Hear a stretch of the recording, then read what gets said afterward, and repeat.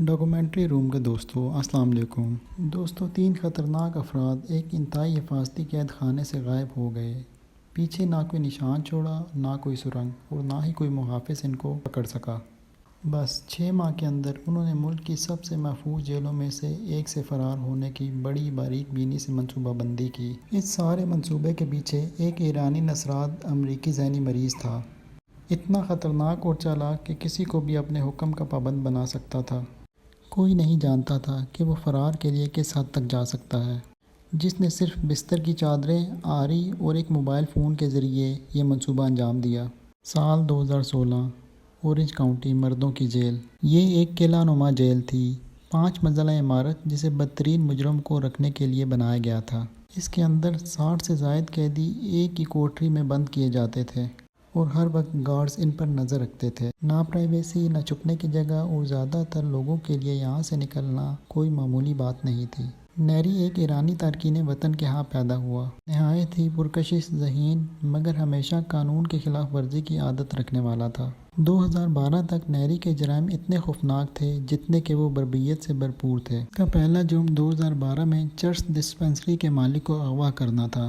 کرنے کے بعد اسے صحرا میں اذیت دی اور اس کے جسم کے ساتھ ایسے گھناؤنے کام کیے جن کا تصور کرنا بھی ممکن نہیں۔ پولیس اور FIA کے ادارے اس کو پکڑنے کے لیے ہر ممکن کوشش کر رہے تھے، لیکن وہ ملک سے بھاگ کر ایران چلا گیا۔ وہاں کے حکام بھی اسے پکڑنے سے قاصر رہے۔ اس نے 2 سال وہاں چھپ کر گزارے، لیکن آخرکار قانون نافذ کرنے والے اداروں نے اس کی سابقہ بیوی کو بطور جال استعمال کیا اور نیری کو پکڑ کر مقدمے کا سامنا کرنے کے لیے واپس لایا گیا اور اورنج کاؤنٹی مردوں کی ایک خوفناک جیل میں پھینک دیا گیا۔ زیادہ تر لوگوں کے لیے یہ آخری مقام ہوتا ہے، مگر نیری کے لیے یہ اس کے اگلے منصوبے کا آغاز تھا۔ جیل ایسے افراد کو رکھنے کے لیے بنائی گئی تھی جیسے وہ تھا، پرتشدد مجرم جو کھونے کے لیے کچھ نہیں رکھتا تھا۔ یہ جیل بلا شبہ ایک قلعہ تھا، لیکن ہر قلعے کی کوئی کمزوری ہوتی ہے، اور جیسے ہی نیری کو ماڈیول F میں رکھا گیا، نیری کا دماغ چلنے لگا۔ اس نے فرار کا رستہ ڈھونڈنا شروع کیا۔ جیل کے اندر نیری دیگر قیدیوں کے درمیان ایک چہرہ ہی تھا، مگر اس نے کچھ ایسا دیکھ لیا جو دوسروں کی نظر سے اوجھل تھا۔ ایک برآمدے کے پیچھے وینٹیلیشن گریٹ تھا جو اکثر لوگوں کے لیے خاص نہیں تھا، لیکن نیری کے لیے یہ ایک ممکنہ فرار کا رستہ تھا۔ لیکن ایک بہت بڑا چیلنج تھا، وینٹ سیل تھا، اور اگر نیری اسے توڑنے میں کامیاب بھی ہو جاتا تو شاید اس کا کوئی رستہ نہ نکلتا۔ مگر نیری نے یہ خطرہ مول لینے کا عزم کیا۔ اسے بس ایک طریقہ چاہیے تھا کہ وہ وینٹ کو کاٹ سکے۔ نیری یہ کام اکیلے نہیں کرنا چاہتا تھا، وہ جانتا تھا کہ اسے مدد کی ضرورت ہوگی، لہٰذا اس نے 2 ایسے چہروں کو تلاش کیا جو اس کی مدد کر سکتے تھے۔ ان میں سے ایک ہینگ ڈونگ تھا۔ یہ ایک تجربہ کار گینگ کا ممبر تھا جس کی حیثیت ایک فکسچر کی تھی، اور تیسرا آدمی جوناتھن تھا جو ایک کم عمر ویتنامی گینگ کا رکن تھا۔ نیری نے سب سے پہلے ڈونگ اور جوناتھن سے دوستی کی اور اس کو دوستی کرنے میں تقریباً 15 دن کا وقت لگ گیا۔ جب ان تینوں کی دوستی گہری ہو گئی تو نیری نے ڈونگ اور جوناتھن کو اپنا منصوبہ بتایا۔ پہلے تو وہ دونوں نہ مانے، لیکن جب نیری نے منصوبے کی ساری تفصیل ان سے بیان کی تو وہ اس کی مدد کرنے کے لیے تیار ہو گئے۔ نیری نے ڈونگ کو قائل کیا کہ وہ اپنے گینگ سے تعلقات استعمال کرتے ہوئے ایک آری جیل میں اسمگل کرائے۔ یہ آسان کام نہیں تھا، مگر ڈونگ کے پاس باہر ایک ایسا نیٹ ورک موجود تھا جو یہ کام بآسانی سر انجام دے سکتا تھا، اور اس طرح ان کے فرار کا یہ منصوبہ عملی شکل اختیار کرنے لگا۔ مگر ڈونگ نے یہ کارنامہ سر انجام دیا۔ آری کو جیل کے محافظوں کی نظروں سے بچا کر اندر اسمگل کرا لیا گیا، اور اب انہیں جلدی کرنا تھی۔ ہر رات جب محافظ گشت مکمل کر لیتے، نیری، ڈونگ اور جوناتھن اپنا کام شروع کر دیتے۔ ہفتہ بھر وہ آری کی مدد سے اپنے سیل میں پڑے بیڈ کے فریم کو کاٹتے رہے، کیونکہ بیڈ کے فریم کے پیچھے کی دیوار کے ساتھ وینٹیلیشن ڈکٹ موجود تھا۔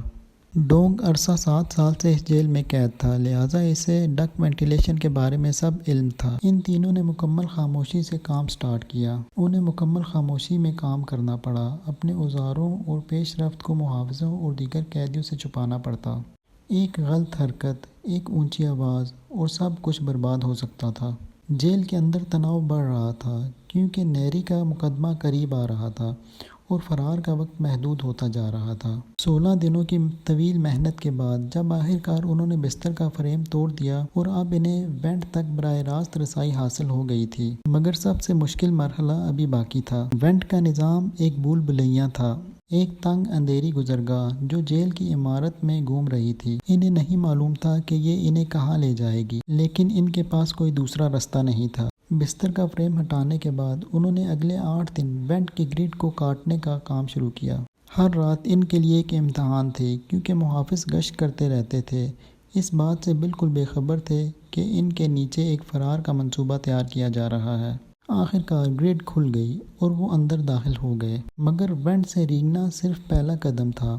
اب انہیں جیل کے اندر ڈک پائپ اور شافٹنگ کے پیچیدہ جال کو عبور کرنا تھا۔ ان کے پاس کوئی نقشہ نہیں تھا، نہ کوئی راستہ معلوم تھا کہ کون سی سمت انہیں باہر لے جائے گی۔ انہیں اندھیرے میں ٹٹولتے ہوئے اپنا راستہ تلاش کرنا تھا، یہ امید کرتے ہوئے کہ وہ جیل کی دیواروں میں مزید گہرائی میں نہ پھنس جائیں۔ نیری جانتا تھا کہ وقت اس کے خلاف ہے، اس کا مقدمہ ہر دن قریب آتا جا رہا ہے، اور کوئی بھی غلطی اس کے لیے سب کچھ ختم کر سکتی ہے۔ مگر پائپوں اور وینٹ کے اس بھول بھلیاں میں اس کا ایک بڑا مسئلہ اور بھی تھا، وہ یہ کہ ان تنگ اور اندھیرے رستوں میں بغیر کسی روشنی کے راستہ تلاش کرنا ممکن نہیں تھا۔ بغیر روشنی کے تینوں آدمی بس اندھیرے میں بھٹکنے والے چوہوں کی مانند تھے۔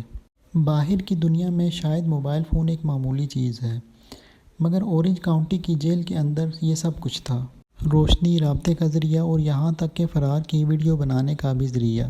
نیری کو علم تھا کہ انہیں کیا کرنا ہے، اور اس کے لیے اس نے ایک بار پھر ڈونگ کی مدد لی۔ جب ڈونگ ایک آری جیل میں اسمگل کرا سکتا ہے تو وہ موبائل فون بھی اسمگل کروا سکتا ہے۔ لیکن اس بار صرف آلہ حاصل کرنا ہی مقصد نہیں تھا، اسے سمجھداری سے استعمال کرنا بھی تھا۔ سخت سیکیورٹی کے باوجود جیل میں اسمگلنگ غیر معمولی بات نہیں تھی، اور اگر کوئی یہ کام کر سکتا تھا تو وہ ڈونگ تھا، جس کے پاس وہ تعلقات تھے جو کہ درست قیمت پر کچھ بھی کر سکتے تھے۔ ڈونگ نے نیری کے کہنے پر یہ ایک دفعہ پھر کر دکھایا، اور جب فون ان کے ہاتھ آیا تو سب سے پہلے انہوں نے اس کا فلیش لائٹ آن کیا۔ اچانک بھول بھلیاں ناممکن سے ممکن لگنے لگیں۔ انہیں وینٹ کا راستہ دکھائی دینے لگا کہ کہاں کہاں مڑنا ہے اور کون سی رکاوٹیں ان کے سامنے ہیں۔ لیکن نیری کے لیے فون کا ہونا صرف راستہ تلاش کرنے کے بارے میں نہیں تھا، اس میں خود پسندی کا جذبہ بھی شامل تھا، اور وہ اپنی فرار کی ویڈیو بنانا چاہتا تھا۔ یہ اس کے لیے ایک جیل بریک نہیں تھی، بلکہ ایک تماشا تھا۔ جیسے جیسے وہ تنگ رستوں سے رینگتے ہوئے گزرتے گئے، نیری نے اسے ریکارڈ کرنا شروع کر دیا، مگر یہ اتنا آسان کام نہیں تھا۔ وینٹ سسٹم، پیچیدہ پائپوں اور تنگ رستوں کی بھول بھلیاں تھی۔ ایک غلط موڑ انہیں جیل کے کسی حصے میں لے جا سکتا تھا، یا وہیں اس جگہ پر جہاں سے انہوں نے کام شروع کیا تھا۔ لیکن ایک بار پھر قسمت ان کے ساتھ تھی، تینوں نے تنگ رستوں کو مہارت سے عبور کیا۔ ہر رات وہ وینٹ میں چھپ کر جیل کے اندرونی رستوں کو مزید گہرائی سے تلاش کرتے۔ ہوا باری، جگہ تنگ اور پھنس جانے کا خوف ان کا پیچھا کر رہا تھا، مگر ان کے پاس کوئی دوسرا راستہ نہیں تھا۔ باہر نکلنے کا واحد یہی راستہ تھا جسے وہ عبور کر رہے تھے۔ پھر کئی ہفتوں کی محنت کے بعد انہوں نے آزاد ہونے کا راستہ تلاش کر لیا، مگر ایک مسئلہ تھا: یہ راستہ زمین کی سطح پر نہیں تھا، بلکہ 12 فٹ اوپر تھا اور لوہے کی سلاخوں سے ڈھکا ہوا تھا۔ وہ اتنی دور آ چکے تھے کہ اب یہ رکاوٹ آ گئی۔ سلاخوں کو کاٹنے میں شاید مہینے لگ جاتے، اور ان کے پاس اتنا وقت نہیں تھا۔ اگر وہ اس حصے پر زیادہ وقت لگاتے تو ان کا پورا منصوبہ خطرے میں پڑ جاتا، کیونکہ نیری کا مقدمہ قریب آ رہا تھا اور وقت کم ہوتا جا رہا تھا۔ انہیں اندازہ تھا کہ ان کے پاس مزید وقت ضائع کرنے کی گنجائش نہیں ہے۔ انہیں ایک فیصلہ کرنا تھا: کیا یہ صحیح راستہ تھا یا کہیں اور سے نکلنے کا راستہ موجود تھا؟ ایک غلط فیصلہ ان کے لیے تباہ کن ثابت ہو سکتا تھا، تاخیر بھی ان کے لیے جان لیوا ہو سکتی تھی۔ لہٰذا انہیں فوری اقدام کی ضرورت تھی۔ چنانچہ انہوں نے تیزی سے آگے بڑھنا شروع کر دیا۔ انہیں یقین کے لیے مزید معلومات کی ضرورت تھی۔ ایک عام نقشہ کافی نہیں تھا، انہیں ایک سیٹلائٹ امیجنری چاہیے تھی، ایسی تصویر جو انہیں جیل کی چھت کے ارد گرد کے علاقے کا منظر دکھا سکے۔ لیکن جیل میں وائی فائی نہیں تھا اور گوگل میپس تک رسائی ممکن نہیں تھی۔ نیری وہ شخص نہیں تھا جو آسانی سے ہار مان لے۔ اس نے ایک نیا منصوبہ تیار کیا اور اس پر غور کرنا شروع کیا۔ جیل میں ایسے کسی شخص کی تلاش جسے وہ اپنے قابو میں کر سکے۔ اسی دوران اس کی نظر اینی پر پڑی، جو جیل میں انگریزی زبان کی کلاس کی ٹیچر تھی۔ نیری کے پس منظر نے اسے ایک فائدہ دیا۔ حالانکہ اس کی انگریزی بہترین تھی، مگر وہ کلاسز میں اساتذہ کے قریب آنے کا بہانہ بنا سکتا تھا۔ اینی کے نام سے پہچانی جانے والی یہ استانی مہربان اور بھولی سی تھی۔ وہ اپنے کتوں کے ساتھ ہمیشہ اکیلی رہتی تھی اور ہر شخص میں اچھائی دیکھتی تھی۔ نیری کو اس کا اعتماد حاصل کرنے میں زیادہ وقت نہیں لگا۔ وہ دلکش، شائستہ اور دوستانہ رویے کا حامل شخص تھا۔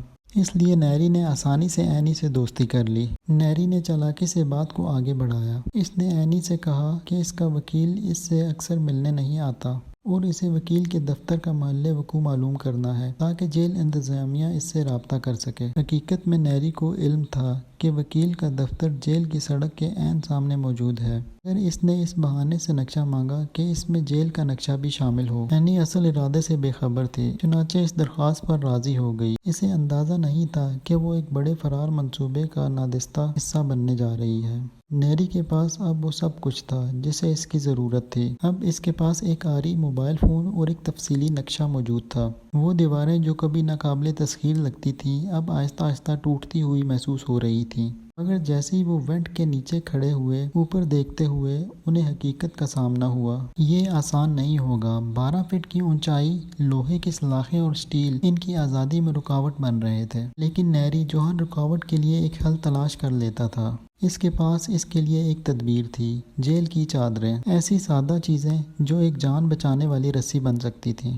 انہوں نے ان چادروں کو رسی کے طور پر استعمال کرنے کا منصوبہ بنایا۔ انہوں نے ان چادروں کو پائپوں سے باندھا اور خود انہیں کھینچتے ہوئے ایک ایک انچ آگے بڑھتے رہے۔ یہ ایک نہایت ہی نازک آپریشن تھا جسے ایک چھوٹی سی غلطی بھی برباد کر سکتی تھی۔ نیری کا دماغ ہمیشہ ہر حرکت کا حساب رکھتا تھا، اس لیے وہ ان چادروں کو نہایت ہی مضبوطی سے باندھتا تھا، اور اس طرح چادر استعمال کرتے ہوئے وہ اوپر چڑھنے میں کامیاب ہو رہے تھے، اور جیل کے دوسرے قیدی اور گارڈز اس ساری حرکت سے بے خبر رہے۔ ایسا ہونا تو بالکل ناممکن تھا کیونکہ جیل میں ہر چیز کا سخت حساب رکھا جاتا تھا، یہاں تک کہ چادروں کا بھی، مگر کسی نہ کسی طرح قسمت ان کے ساتھ تھی اور نیری نے اس غلطی سے بھرپور فائدہ اٹھایا۔ جتنا زیادہ وقت وہ جیل کے اندر گزار رہے تھے خطرہ اتنا ہی بڑھتا جا رہا تھا۔ کسی بھی لمحے کوئی بھی قیدی ان کی اطلاع دے سکتا تھا، اور سزا میں کمی کے لیے کئی قیدی موقع کے انتظار میں رہتے ہیں۔ اس بے نقاب ہونے کے خوف نے ان پر ایک بادل کی طرح سایہ ڈال رکھا تھا جس نے انہیں تیزی سے آگے بڑھنے پر مجبور کیا۔ ہر رات اندھیرے کی آڑ میں نیری منٹ میں گھس جاتا اور خاموشی سے لوہے کو کاٹتا۔ یہ صرف فرار ہونے کی بات نہیں تھی بلکہ پکڑے جانے سے بچنے کی بھی تھی۔ چھپ کر کام کرنے کی ضرورت نے انہیں سست کر دیا تھا، مگر کوئی اور رستہ بھی نہیں تھا اور اسے مکمل ہونے میں مہینے لگ سکتے تھے۔ 6 ماہ کی محنت کے بعد وہ آخرکار روشنی کے قریب پہنچ گئے۔ انہوں نے آخرکار آخری رکاوٹ عبور کر لی اور چھت پر پہنچ گئے۔ وہ کامیاب ہو گئے تھے، مگر ان کی خوشی زیادہ دیر تک برقرار نہ رہی۔ چھت وہ محفوظ پناہ گاہ نہیں تھی جس کی انہیں امید تھی۔ وہاں جگہ جگہ کیمرے لگے ہوئے تھے۔ ایک غلط قدم ان کی ساری محنت پر پانی پھیر سکتا تھا، مگر ایک بار پھر قسمت ان کے ساتھ تھی۔ تمام کیمراز ریکریشن ایریا کی طرف تھے اور اس حصے کی طرف کوئی کیمرہ موجود نہیں تھا جہاں سے وہ نکلے تھے۔ وہ فی الحال محفوظ تھے۔ نیچے کی طرف دیکھتے ہوئے حقیقت ایک بار پھر ان پر چھا گئی۔ ان کے اور زمین کے درمیان 60 سے 70 فٹ کا فاصلہ تھا، ایسی بلندی جس سے چھلانگ انہیں ہلاک کر سکتی تھی۔ اب انہیں نیچے اترنے کے لیے کوئی طریقہ چاہیے تھا۔ نیری جو کبھی کوئی تفصیل چھوڑنے کا قائل نہیں تھا، اس نے ایک بار پھر ڈونگ کی طرف دیکھا اور کہا، ہمیں رسی چاہیے۔ یہ ایک سادہ سی درخواست تھی، مگر اس میں ان کی پوری محنت کا وزن شامل تھا۔ ڈونگ اب تک بھروسہ مند ثابت ہوا تھا، مگر یہ کام مختلف تھا۔ اگر اس نے اس بار ناکام کر دیا تو اس کا پورا منصوبہ خاک میں مل سکتا تھا، لیکن نیری جانتا تھا کہ کام کیسے کروانا ہے۔ وہ سب نیچے آ گئے اور آخرکار ڈونگ نے اپنے تعلقات سے یہ رسی بھی منگوا لی۔ اس کے ساتھ ہی ان کے منصوبے کا آخری حصہ بھی مکمل ہو گیا۔ انہوں نے اگلی رات کو فرار کی حتمی رات کے طور پر طے کر لیا۔ یہ وہ لمحہ تھا جس کے لیے انہوں نے سب کچھ داؤ پر لگا دیا تھا۔ انہوں نے اپنی زندگیاں خطرے میں ڈالی، گارڈز کو چکمہ دیا اور اپنے ساتھی قیدیوں کو دھوکہ دیا، بس اس ایک موقع کے لیے۔ سب کچھ طے کر لیا گیا تھا۔ روٹین چیک بالکل وقت پر ہوتے تھے، ایک صبح 5 بجے اور دوسرا رات 8 بجے۔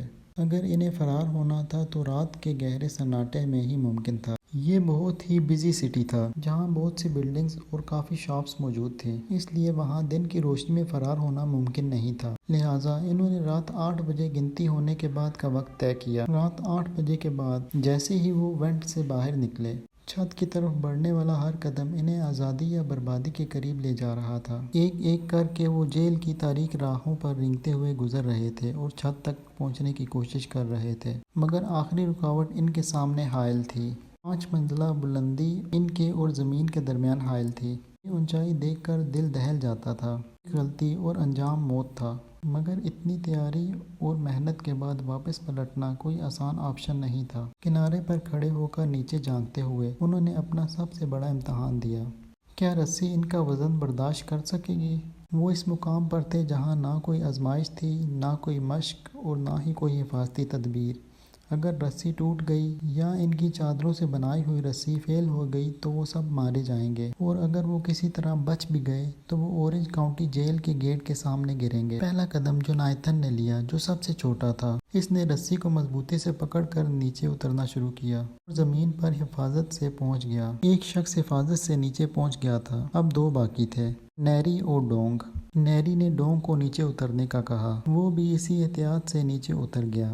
دونوں کامیابی سے نیچے پہنچ چکے تھے۔ نیری کا منصوبہ کامیاب ہوتا نظر آ رہا تھا۔ اب نیری، جس نے سارا منصوبہ بنایا تھا، آخری وہ تھا۔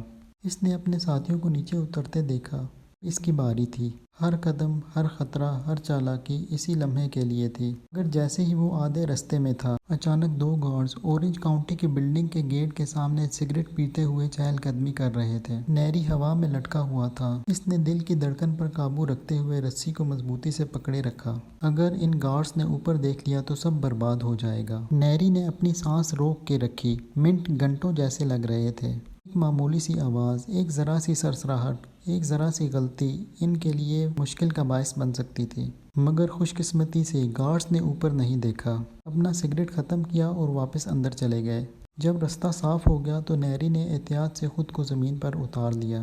ان تینوں نے ناممکن کو ممکن کر دکھایا تھا، مگر یہیں رکنا ان کے بس میں نہیں تھا۔ ان کے پاس اگلی گنتی تک 5 گھنٹے تھے، رات کی تاریکی میں غائب ہو جانے کے لیے۔ جو نائتھن، جو ایک منصوبہ ساز تھا، اس نے پہلے سے ہی اگلے مرحلے کی تیاری کر لی تھی۔ قریب ہی ایک محلے میں ان کے لیے ایک پیکج چھپا ہوا تھا، جس میں $900 کی نقدی اور ایک بندوق تھی، اور ساتھ ہی گاڑی میں ایک شخص ان تینوں کا انتظار کر رہا تھا۔ تینوں نے گاڑی میں بیٹھ کر سکھ کا سانس لیا، اور اب وہ اورنج کاؤنٹی سے دور ہوتے جا رہے تھے۔